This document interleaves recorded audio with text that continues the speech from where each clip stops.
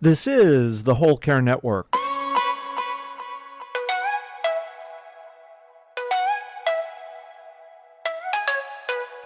Helping you tell your story one podcast at a time. Content presented in the following podcast is for information purposes only.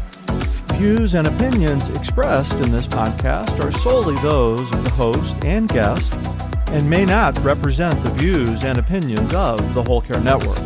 Always consult with your physician for any medical advice, and always consult with your attorney for any legal advice. And thank you for listening to the Whole Care Network.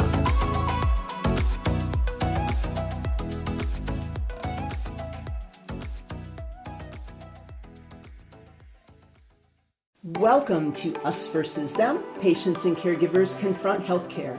I'm Marianne Sterling. Thank you for joining us today. We're tackling a tough topic in this episode, mental health. So buckle in. I'm joined by two experts who are going to educate us on this subject from a parent's perspective. First, Sydney Graham of Families for Addiction Recovery, our Canadian representative today, and Lindsay Hoggle, who is a health IT consultant here in the States. Their personal stories will make you think and hopefully inspire change. Welcome to you both. So many people in the U.S. and around the globe, as you know, are struggling with their mental health. And the isolation of the COVID pandemic has only exacerbated this. But the truth is, it's extremely difficult to get help, especially here in the U.S., in a healthcare and social services system that was never designed to support mental health. So we'll be unpacking some of this today as we go along. Sydney, I'm going to start with you. Please give us a peek at your family's journey with mental health. Yeah, thank you so much, Marianne. I'm thrilled to be here to share some of these perspectives with you. And I would add, Canada has a really difficult time with the same thing that the U.S. does in providing appropriate services for families. My journey really started about 30 years ago, honestly, because I've been an engagement specialist in the healthcare system because my first son was born with a facial defect. So I jumped in working with hospitals. I've been educating providers. I am an expert in patient and family-centered care. And I've had a long journey in that. And it was a quite successful journey. And my son is doing really well. And then a couple years later, my second son presented with some very serious mental health and addictions challenges all of a sudden. My perspective really was that, okay, I got another journey in the healthcare system. I've got this. That's not what I found at all. So my middle son is struggling with borderline personality disorder and addictions. And the entry into the healthcare system was horrendous, and accessing care was extremely difficult for us. So finding the appropriate services. So that's where I started with Families for Addiction Recovery. I've learned some amazing skills. I help a lot of other families, and I use my journeys and all the experiences that I've learned to help other families that are suffering with the same things. Thanks, Sydney. And Lindsay, I know you also have a very complex story that involves your daughter. Yes, and thanks, Marianne. It's my pleasure to be here and also be on with Sydney. Yes, my journey with mental illness began about 25 years ago.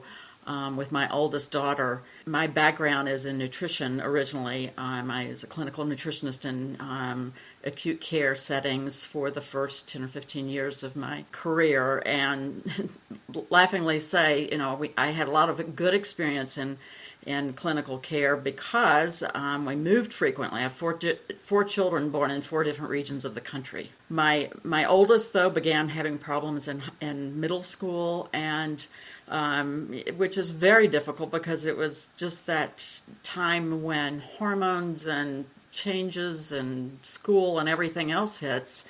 And so, especially being the first child, we spent a lot of time kind of going, is this really something we should be concerned about? Well, it was after a while. And so I think probably the biggest part was finding the right practitioner to care for my daughter. And originally, I've been divorced for, I guess, about 16 or so years. But originally, there was really no one in the D.C. metro area that accepted, a psychiatrist that accepted insurance. And so after several years, I did go through a divorce, but one of my first actions was to borrow against the equity on my house and pay off the psychiatric bill. Because by then, luckily I'd found this fantastic psychiatrist who I still stay in touch with. So long story short, my daughter began that journey, and fast forward to 2014. By that time, she had 3 toddlers with her a live-in boyfriend, and there were a lot of actions going on within her inner circle in terms of just making her think that someone's gonna put her in a mental institute and take her children.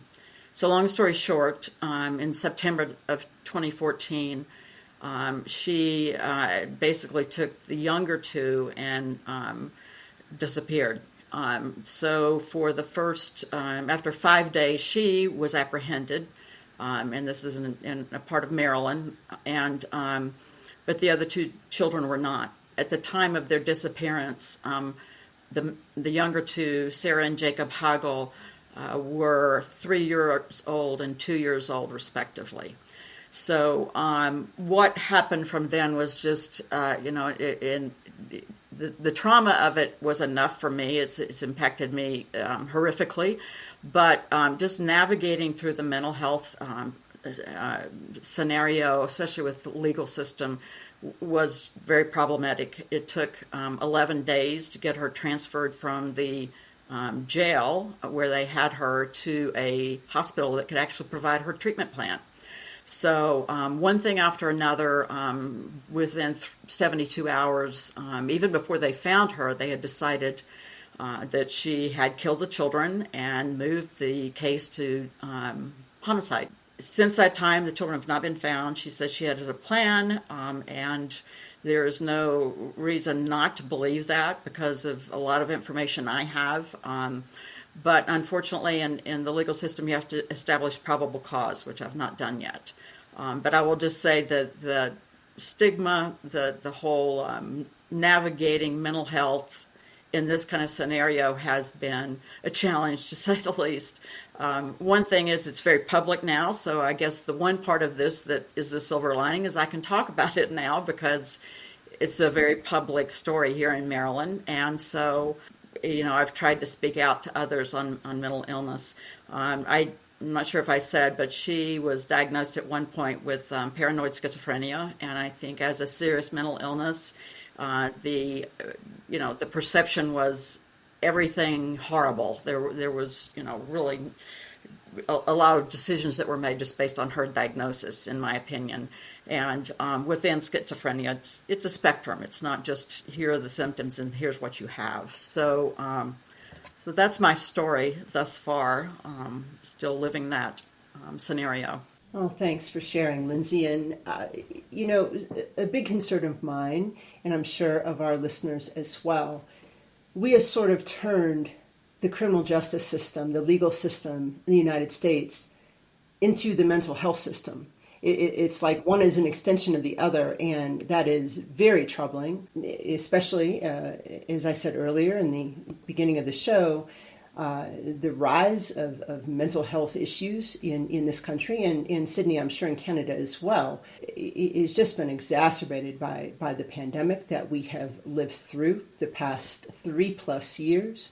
And we need a better system. We need anything that's better than what we have now. And Sydney, I'm going to ask you the following hurdles. What were your biggest hurdles in navigating the mental health system with your sons, both as minors and as adult children? Because I know there's a huge difference. And sadly, there shouldn't be any difference whatsoever. And unfortunately, within the mental health system, they deem people to have capacity and autonomy no matter what they're doing, even as young as 13. So there really is no adult, youth, and you're treated the same way with the patient in the system regardless. So hurdles is easy, and because it was the first thing that I discovered the minute I walked into the system. And what they are doing is, as soon as families are walking in, and I wanted to be a very big part of my son's care and collaborate with him as I had done with my first son in the hospital, and I'm his partner. But what I found out was they put the biggest roadblock up, wasn't allowed in places, wasn't allowed to talk to doctors. And then I'm a single parent as well. And as soon as they find out that you're a single parent, that's incredibly problematic, and even more barriers go up because the assumption would be that it's my fault that my son is in this space. So just having that barrier put in front of me of not being able to participate is horrendous because not everybody has capacity. Not everybody is going in and telling the truth. And as family members, most of us are dealing with more than 90% of the care at home. We are the experts on our loved ones. Nobody knows them better than we do. Not even the doctors. They are the experts on the condition, absolutely. But they don't have the years of lived experience that we do. So when they're not partnering with me, getting my opinions and participating in that care, they are failing to provide him, and absolutely did fail to provide him, the best quality care to look after the actual needs, not the presumed needs. So they go off in the wrong direction without the support of the families often. So, I mean, that's got to be one of the biggest stumbling blocks, I think, for a lot of the families. Sure, and as a family caregiver, and for those who know me, I talk about this topic a lot. I was a caregiver for 3 out of 4 parents who had Alzheimer's and other forms of dementia. But this is a whole different spin on caregiving. This is, you're a caregiver for an invisible illness. I really don't think that family caregivers are treated as we should be by our healthcare and social services systems, which is partners. We are partners, Sydney, and I'm so glad that you made that point. We have a lot of work to do in this area. Lindsay, I know you've mentioned a few of the hurdles that you've had, but over the years in your daughter's journey, what were some of the bigger hurdles that come to mind? Well, I think with my daughter, she did not share with me much of her medical, her care, psychiatric care, once she was an adult and living on her own, which created a problem for me because a lot of times she would land at my house and with children. And so, probably the biggest hurdle in when she was adult with children is if she was an inpatient on several occasions, and it would be, we're going to send her home today. And so, put me in the position of calling the treatment team and saying, I would really like to request a treatment, a discharge plan. I've worked in hospitals before, and don't hesitate to ask for that because she's going to land on my doorstep. And I want to know what the plan is, what I'm supposed to do if we don't go by the plan. And I have 3 other children I have to care for. So I just each time would just say that can't happen today. There's got to be some planning put into effect, and you've got to communicate. So that was a first step. I did over time get coaching from different clinicians in terms of how to proceed with contributing to the treatment plan without necessarily always getting information. But I think, the point made about this is teamwork, and it so often ends up being one family member against another.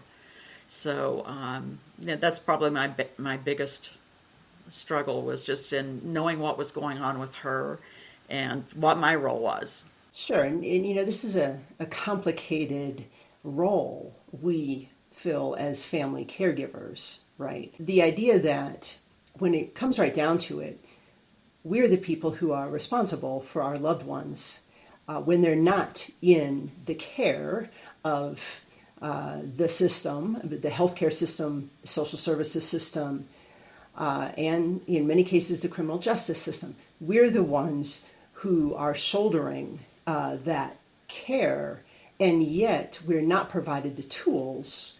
In your case, a co-designed discharge plan that would make your life so much easier, make your role, your job so much easier, and potentially keep your loved one out of future care because you have the tools that you need. Right? So this is an ongoing challenge here in the States, in Sydney. I'm sure it is in Canada as well. For sure it is. Yeah, and that's a big piece of it too, because if we are not equipped as family members to be dealing with them when they come home, what's going to happen is we're going to have readmissions again and again and again with that person. Not only that, but as caregivers, the journey is incredibly difficult, obviously, and every family goes through heartbreaking situations and real struggles. But what we're finding is a lot of the caregivers are also getting acute anxiety and depression. And Lindsay, the trauma and PTSD and these issues now that we are caring for. So not only are they caring for the patient, now you've got a parent that's in there and possible siblings who are a big part of this care. So if we're not doing a great job for that one person, we're going to have layer upon layer of more admissions and more people. So being effective at the beginning stages is really vital for the families, but it's also really supporting the healthcare system and the providers that are giving that care. It's a win-win for both. Oh, I agree. And I think, there's so much collateral impact in families with one person with mental illness. And I can say, I'm just now beginning to talk about it, but I really have suffered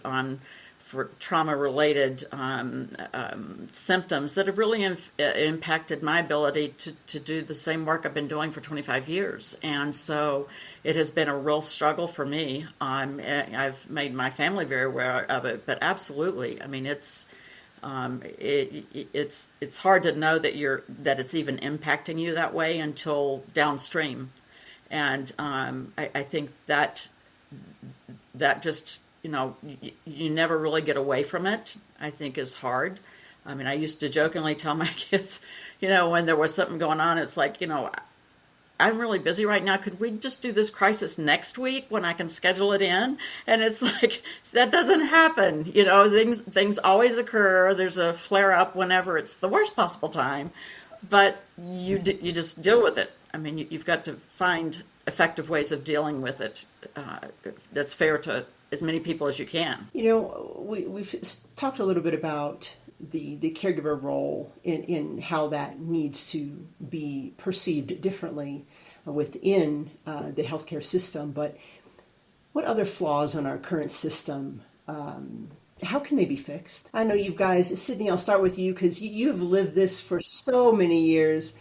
As caregivers, we see what's broken and we kind of know what needs to be fixed. So tell me a little bit give me your thoughts on that. How much time do we have? I mean, yeah, there's a lot. So one, as I've identified, is partnerships with families, being the experts on that. So that's not only in the delivery space when we have our loved ones going through that space, but embedding them in hospital policies and research and, programming. Like every aspect of what we do, we need to have that other lens to support the providers, because when you don't have the lived experience, there's a lot of clinical information that's given to you that just, you're going, that's not even possible. We bring such a rich, authentic layer to add on to the expertise that they have. It's important. So when I talk about that, some of the other things that we have to really consider that are damaging our loved ones and our families are issues like consent and capacity. And what I mean by that is they're looking at a person who has essentially a brain disease. And addictions and mental health go hand in hand. We also know that both of those can be very hereditary. So how many doctors understand that this is an illness and that we are getting away from the shaming and blaming people for bad attitudes? They are sick patients.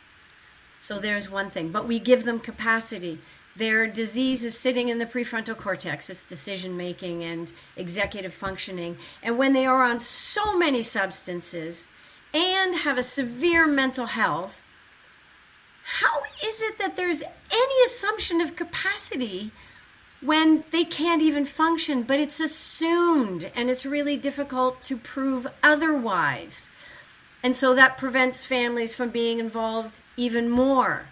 So understanding that, if we are doing mental health assessments, let's layer in the families.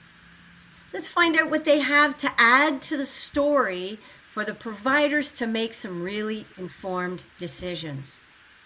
The other problem is, we're talking about addictions, which is a huge layer in this whole story. In Canada, they don't even do assessments for addictions. They could be taking fentanyl and meth and crack and pot and alcohol and everything. They still don't even do an assessment. How is it possible we have sick people that we take to the hospital and you go into Emerge? Normally the first thing that we do is the testing to find out what's happening. That doesn't even happen in mental health and addictions. So we are on such a different path with this. We need to rein it back and treat it like it's an illness. Bring in the wraparound services, but bring in that whole circle of care, including family members. And we need to change the perspective because providers are not the experts on that. And this system is failing our loved ones. And they're dying at unprecedented rates. And I could go on, but I mean, those are definitely some of the major issues that we need to tackle immediately to make any kind of substantial difference. Lindsay, your thoughts? I would agree with that. You know, in my particular situation, I think probably the biggest thing to me is just with a serious mental illness like schizophrenia, the medications, I usually refer to them as open heart surgery with a chainsaw. I mean, they're very hard to start on. If you go off of them, there's severe side effects. And so, and even the response rate, of people continuing with the medication is low. The side effects are significant in to the point of even having to take medications to circumvent the side effects. And so, from my daughter's situation, it's, in the court system, the whole discussion has been competence to stand trial, and they only look at medications. And I've done enough research to know over the years that we're missing a lot of just daily interventions that make a huge difference, even in serious mental illness. And also, just in the research I've done, there's a big gap between, science-proven, evidence-based treatments and making it to the practitioners who actually implement it or refer their patients to other places. I mean, when I began to have issues with concentration and, ability to process, in the last 2 years, my clinician, said, well, you need EMDR. It basically is a proven, intervention that helps with reprocessing trauma. And luckily it worked for me. And so, my first question was, how is it that I've been, engaged in mental illness for 25 years and I've never heard of this? And so I spent a lot of time doing it. Well, it doesn't work all the time. I even reached out to some experts. It doesn't work all the time. I'm like, neither does medicine. And, there's no intervention that works all of the time. And so I think that just getting, the whole repertoire of possibilities from research over to clinicians that can try things other than just medication is a huge gap that we have right now. realizing, of course, that patients want medication. But that's not, I've lost my faith in just medication, particularly for a serious mental illness. But I think we just have a whole lifestyle change that needs to impact families who are experiencing mental illness. Because we can't and shouldn't depend on medications to solve all of the problems. Yeah, and you know what, Lindsay, what I might add to that is we're certainly finding the science to that. So depending on the illnesses too, but some of the wonderful things that we can be doing as family members with our loved ones is understanding the role between the gut and the brain, and how important simple nutrition is, and the supplements that they are having to support brain well-being. Things like exercise and fresh air and walking in the woods. These are becoming prescriptive solutions to anxiety and depression. So there's a lot of things that families aren't aware of that we can be doing, and having the support of maybe essential medications. But there's so many different layers, as you've pointed out, to that we need to be aware of.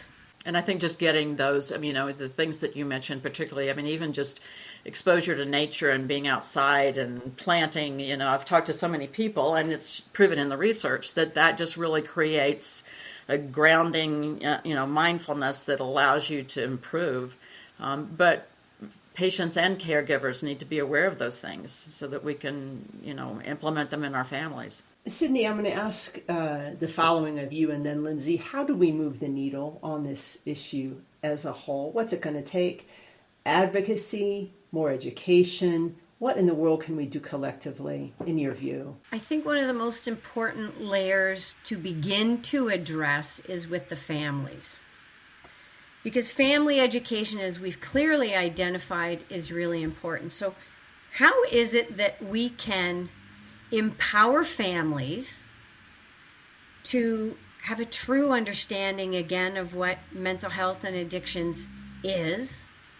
Looking at family histories, what might be possible in the hereditary links. Has there been trauma that has added to that thing? And then learning some skills for us to be able to do that at home. And that's a lot about what Families for Addiction Recovery does. And right across Canada, we have a live support line that's free, that we are helping families and working with them to give them new perspectives and teach them those skills. But if we were to take one step beyond that, what I think is equally as important is understanding how we can be effective advocates within this system. Because oftentimes the entry point into the system for many families is the emergency department. The emergency department does not have a psychiatrist in the department all the time. They are on call. So when we go in, we are getting practitioners in emergency medicine. Are they experts in mental health and addictions? Absolutely not. And so education is a big piece of that, and making sure, as that's the entry point, that they have really good understanding of what's going on. But how can we as parents do a better job for our loved ones? And, one of those things, if they will allow, because we can't force anything with our kids, but how can we partner with them in there if they were going to be formed because there was harm to self or harm to others? To be at their side and be in the hospital with them, so it reduces the anxieties, and they've got somebody there that loves and cares about them. But not only that, what are our rights? Because we get the privacy laws, that's a good excuse for a lot. And privacy laws are essential. But privacy covers what the patient is saying to the doctor and what the doctor is saying to that patient. I think that's okay. They need a confident person to be talking to. That does not mean we can't talk to the doctor. And there is a huge percentage of the doctors that don't know what collection of information is, and that we as a family have a right to be providing collateral information. We as the experts that know exactly what's the whole history of this person's life, separate admissions, medications, discussions that you're having at home when they are in a good place, not in that escalated place of the emergency department. So making sure you know what your rights are, where you can talk to them to make their job easier and more effective for your loved one. So it's being that really powerful partner for your loved one and advocate for the system. And I will absolutely say, particularly with burnout, but this should go without saying, unfortunately it doesn't, we need to partner effectively. And that's not getting raging mad and not being rude. It's we've got to come from a place of confidence and that we are the experts and be very polite and work with them, because otherwise there's another barrier that's going to be put in front of you. So I think the first step is empowering families that we might have some control over and we can be educating them. Changing the healthcare system is a much bigger ask, and a lot of people working on that now. That was so beautifully said. I wish everybody could see my head shaking throughout, but I agree. I think you have to start at home, and I think one thing that is important is just to realize that this is a journey and that it involves your whole family, even though some members of your family are more engaged in the conversation than others. And I've had that with my own family. I have have kind of always been an advocate, originally for nutrition inclusion in U.S. regulations and policy and health IT standards. And so I guess it comes naturally for mental health, in my community. I will say that for the past 5 years, of course, this has been going on for 8.5 years, but my church really just rose to the occasion, did a lot of education for the community at their location. We've participated in the National Alliance for Mental Illness NAMI walks for 5 years. And, but I think what is good is just the conversation and the absolute non-judgmental conversation that occurs. It's been really enlightening for me. And so I routinely said, this is what has to happen. We have to have the conversation.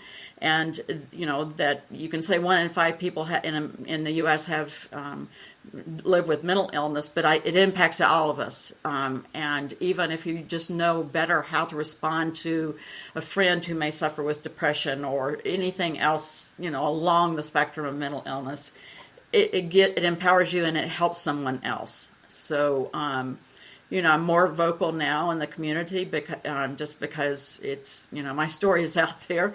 And I think it's luckily I've had good luck with people realizing that, I'm not, at least my circle of friends and supporters is that I'm not defending my daughter or what she may have done. I have my own beliefs just based on the information I have. But that I'm trying to use her as an example, and that people live with serious mental illness. But it's got to be, supported and in a way that it allows someone with mental illness to have just a slight bit of dignity. And I will say that the legal health system it just absolutely rips apart any shred of dignity that was left. And so I've been very vocal early on of just, thanking the psychiatric hospital when they dressed my daughter in street clothes instead of prison garb, because she's an individual. She's my daughter. And, she comes in with prison guard, handcuffs and leg shackles. And I will never, ever become okay with seeing that. And so I verbalize this is the way we have to treat people who are dealing with mental illness. And so just the whole dignity piece is part of my mission too, because it's like you said, this is a condition, this is an illness, and people are already vulnerable, and then we pull more of that away from them. And so that's, I think, just a constant conversation from me in the community is that we all have something going on, or a family member or a friend, and we all deserve some dignity. Yeah, can I add to that really quickly, Marianne? Because it's so sad, Lindsay, that I think you have to say that. Does she deserve dignity? Absolutely. Does she deserve respect? Yes. The behaviors that happen to people that have a mental illness are being driven by an illness, not the person. And the person is still there, and she's just absolutely burdened and smothered by what that illness is doing to her. And so we have to, this is not a criminal. And yes, it's a horrendous situation what she and your whole family have been through, without a doubt. But does that make her a criminal? She doesn't belong in jail.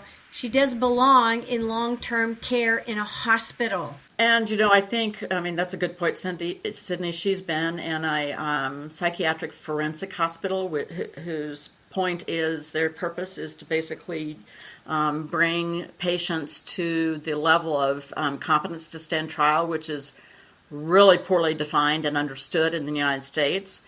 And so she receives medication, but unfortunately this type of hospital in the United States does not provide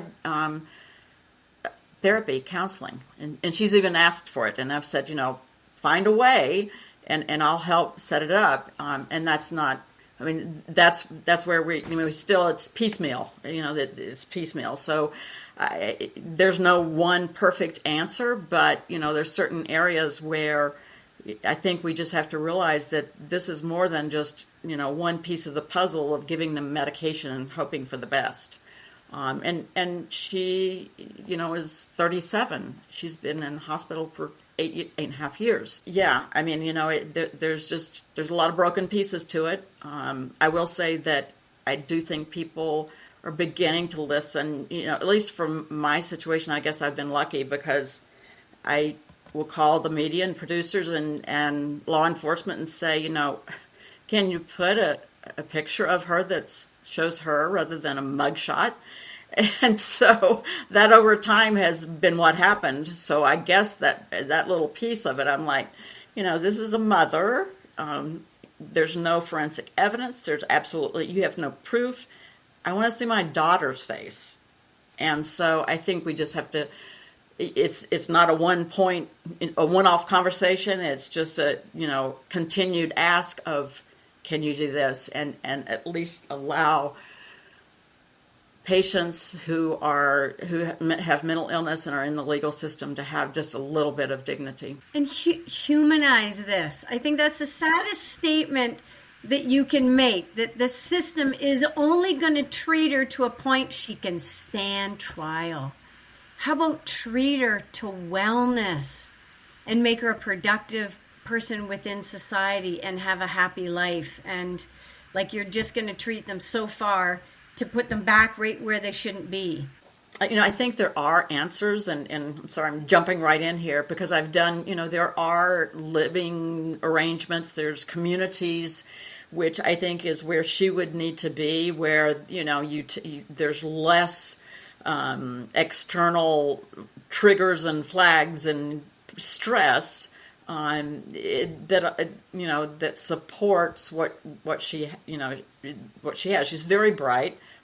She follows what's going on, and so I think that we have the beginning of that happening, but right now there's no capacity for all the people who need it. I'm so glad to hear this conversation about dignity.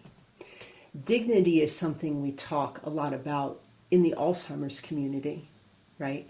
Yet another disease of the brain that is to this day stigmatized. And these conversations about dignity are so very, very important. What do you want our listeners to know about mental health? What are some things that you don't think the public actually knows that you've gleaned from your experiences over the years? Sydney? We certainly are addressing stigma. That's a huge issue. Are we making a big difference? Pretty little in the life of the families. And so we have got to ensure that people understand this is an illness. There are bad things that come along with that, and there are tragedies that come along with that. A lot of that has to do with no access to care, and families are desperate to get their loved ones in the appropriate care, and we can't. And sometimes bad things happen. So that's there for sure. But this is an illness. There should be no stigma, because what stigma is doing to a lot of people is contributing to an enormous amount of shame that these people are feeling. And the problem with that is shame is preventing more than 50% of the people from ever reaching out for help at all. And that's got to be taken away. Old biased opinions that a lot of people are holding on to these old traditional ideas of let them hit rock bottom and tough love. That never really worked when we were doing it. It still doesn't. So that's really important to know. If your child had any other illness, like diabetes or cancer, nobody wants cancer, nobody wants addictions or mental health. A lot of times it's given to them. They can't control it, and it could possibly be life-threatening. And yet, we treat our cancer patients so differently than we treat people with mental health and addictions. Let's change that narrative. And addictions does fall under mental health. It's a mental illness. So understanding people are really operating from a very sick brain. And a lot of people don't have control over their feelings and actions. And so certainly as family members, that's one of the tough things that we need to get them to understand is we are doing our best as family members with what we know. We can always learn more and do better. So that's a good message to send out there. But with what we know, how are we speaking to them? How are we partnering to them? And a lot of people have expectations because we are coming from a healthy place and we don't have these illnesses. So we have expectations. I'm going to tell you where to go and how to get the help and who to see, and we're going to take care of this. And yet the person that is suffering is coming from a very sick brain. They're not on the same wavelength as we are. They're not receiving our messages. We need to come to where they are and listen to them, hear what they are saying, and be on that level and ask them, what's your step to move towards wellness? How can we join them in that space to effectively find the appropriate help for them to move them into wellness? Because there are so many beautiful, incredible, intelligent, compassionate people that suffer with this illness. Anybody can get it. This could happen to any one of our family members. So what would you do if it was your family member? We need to learn as a society to be a lot more compassionate and understanding, to be more open to learning and listen to those families that are struggling with this so we can learn from them, know how we can work as a society to change this whole narrative and find the help. And the last thing I would say to help the healthcare system in the mental health realm is let's make this universal healthcare. Certainly in Canada, we don't pay for a lot of the healthcare. We have a different model. But in mental health, we're paying out of pocket. And there's a lot of families that are failing, and a lot of people are failing and dying and in the worst possible places because we can't afford the care. How do we change that? They deserve it like everybody else and every other illness. And it's time to change this whole story. I agree. It's one of the first statistics. I took a year off and really just studied mental illness about 2 years ago when I was going through this. And probably the most tragic statistic to me was 80% of people have no idea where to go or what to do when they suspect mental illness. And so I think the more that we talk about it, the more options we discuss. At least locally in Maryland, every state has its good and bad points, but at least locally now there is the use of crisis intervention teams. And when, if you call the police or you call something, is to ask for that. That you use 988, that it becomes kind of a universal, this is what I should do if I suspect something.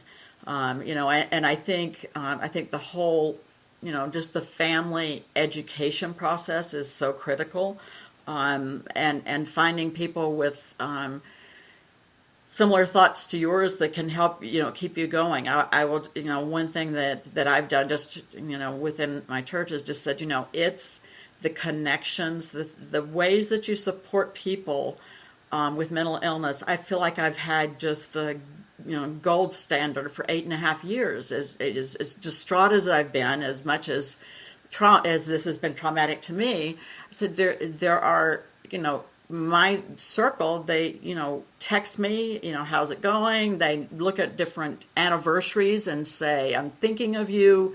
There's flowers on my doorsteps. People send me books. There's, it's just emails. There's just so many different ways that are, and I said, I used to be hesitant to do some of those action, to do anything for somebody when I didn't know what to say. And I said, one of the best things that a friend of mine, when this first happened, and I went to a conference we were both at, and as I was walking up to her, she said, this has just happened, so it was 2 months new, and we hadn't seen each other. She said, I have absolutely no idea what to say to you. And I said, that is the perfect thing to say, because I have no idea how to answer either. So, I think however you find a way to comprehend that someone else is in pain, that they're struggling, this is not something that they've inflicted upon themselves, and just, minor little touches of support here and there keep you going. Or, are you going to a doctor's appointment? Can I take you? And I think part of that just has been, I guess, the silver lining in my cloud is because I've learned so much from other people that just the nice things that people do that really do support you. And it doesn't have to be, there's just so many different original ways. I mean, I've received, a card from my church every week for 8.5 years. I'm like, how do you find cards that are not repeating the same thing? I mean, there's just so many ways that you can reach out to people. And I think that is one of the things that is part of my communication, because even, sometimes you can only give a little bit. You've got to take care of yourself first.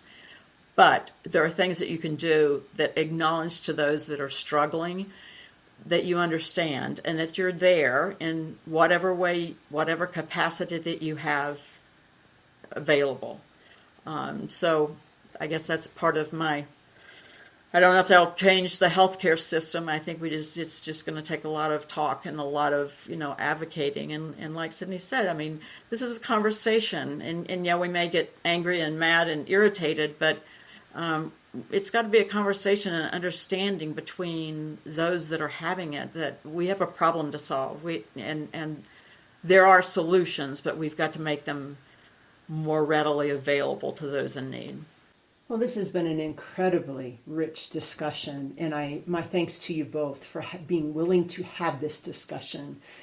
For my listeners, this is a time to work together on creating a better system to get people the mental health support they need. Until next time, us versus them, patients and caregivers confront healthcare. We'll see you then.